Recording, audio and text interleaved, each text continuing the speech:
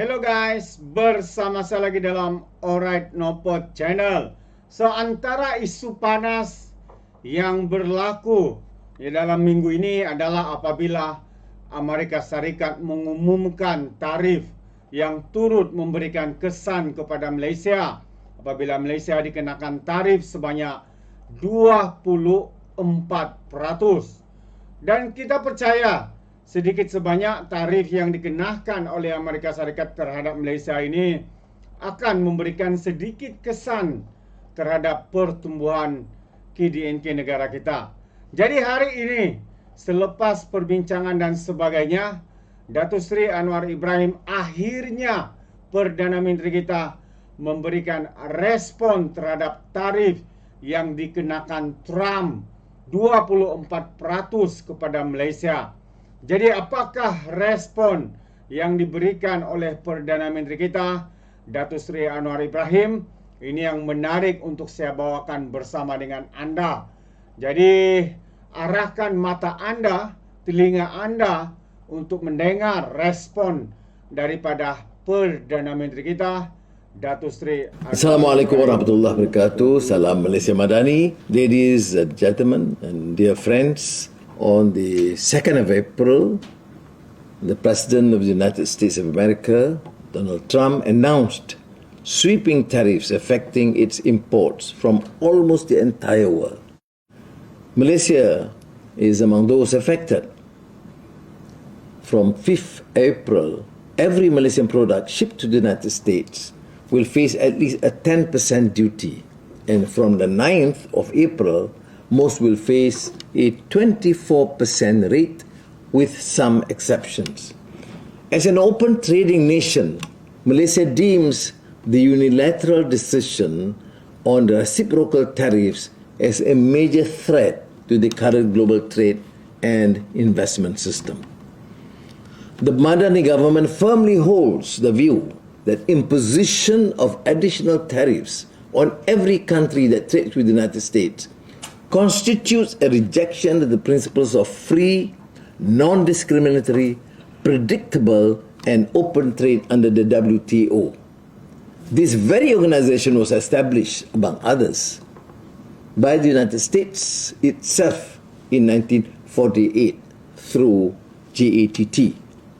As one of the United States' largest trading partners in this region and as a major destination of US-based foreign direct investments, the mid to long-term impact will be challenging. These tariffs have also impacted almost every other trade and investment partner of Malaysia and will likely hit global economic growth. While some exemptions partially shielded semiconductors, which is Malaysia's largest export category to the United States, nevertheless, these new tariffs will still adversely impact many of our Malaysian industries, including textiles, furniture, rubber, and plastics. Now, we understand the concerns and anxieties and difficulties faced by the workers, manufacturers, and businesses in these sectors, and we affirm our determination to overcome and adapt to this challenge. Make no mistake, we are taking these tariffs seriously because it challenges the fundamental principle of non-discrimination underpinning global trade rules. Further, it strikes at the heart of Malaysia's identity as a proud, non-aligned trading nation, affecting the livelihood and economic security of countless Malaysians who depend upon open and fair access to international markets. We refute the claim by the United States authorities that Malaysia has imposed 47% tariff on US imports into Malaysia. The basis for calculating this tariff is fundamentally flawed, which has inaccurately resulted in Malaysia being imposed a reciprocal tariff of 24%. Yet, our response will be calm, firm, and guided by Malaysia's strategic interests and the common resolve of all our ASEAN colleagues. We are fully committed to securing a favourable resolution that preserves vital market access, attracts continued foreign investments, and supports the well-being of Malaysian workers and businesses. Malaysia, for now, will not introduce retaliatory tariffs until all these details, issues, and parameters are ironed out between us and the United States, and after consulting our colleagues in ASEAN. We will therefore engage constructively with the United States to safeguard vital market access, preserve investor confidence, and secure fair outcomes for our exporters. In short, we must find a mutually acceptable, fair, and equitable solution to this problem.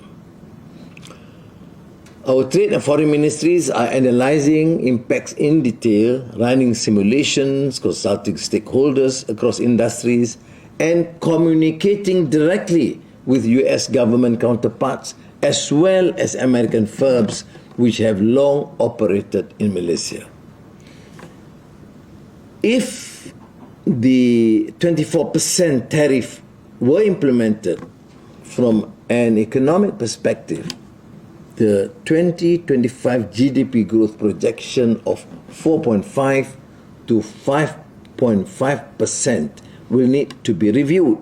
However, for now, let me reassure you that the government does not foresee a recession. Our economy remains resilient, our economic foundations remain strong, including our robust household spending, strong domestic investment, healthy tourism receipts, and the continued implementation of national master plans. We will, of course, be able to weather this challenge from a position of strength and preparedness.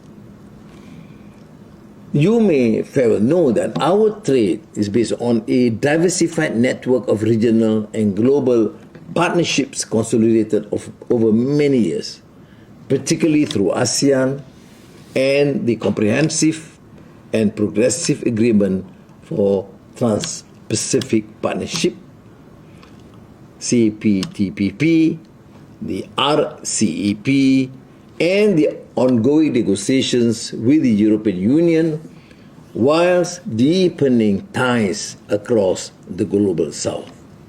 We have taken initial steps to address the impact of tariffs, including the establishment of the National Geo-Economic Command Center, which I chair. Within the coming week, MITI will submit an in-depth study on the impact of tariffs on several export sectors to the US. And the trade and economic ministers will have meeting of all ASEAN economic ministers to prepare a coordinated ASEAN response. And I am constantly in touch with ASEAN leaders to secure this understanding and to have a common position in our response to the United States. All options will be studied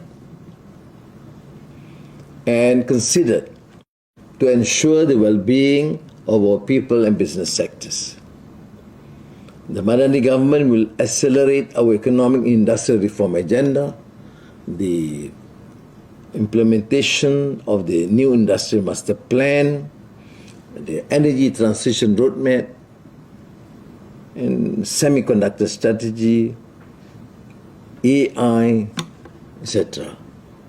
At the regional level, we will strengthen our collaboration with our ASEAN neighbours. And some ASEAN nations are among the countries hit with the highest US tariffs. Malaysia, as ASEAN chair, will continue to coordinate efforts to present a united regional front, maintain open and resilient supply chains, and ensure that ASEAN's collective voice is heard clearly and firmly on the international stage. Dear friends, rest assured, the MADANI government will continue to prioritize the interests of Malaysia, our people, businesses, and exporters. We are a resilient nation. We have a hard-working workforce. We are quite determined to overcome this. Inshallah. Thank you. Wassalamualaikum warahmatullahi wabarakatuh.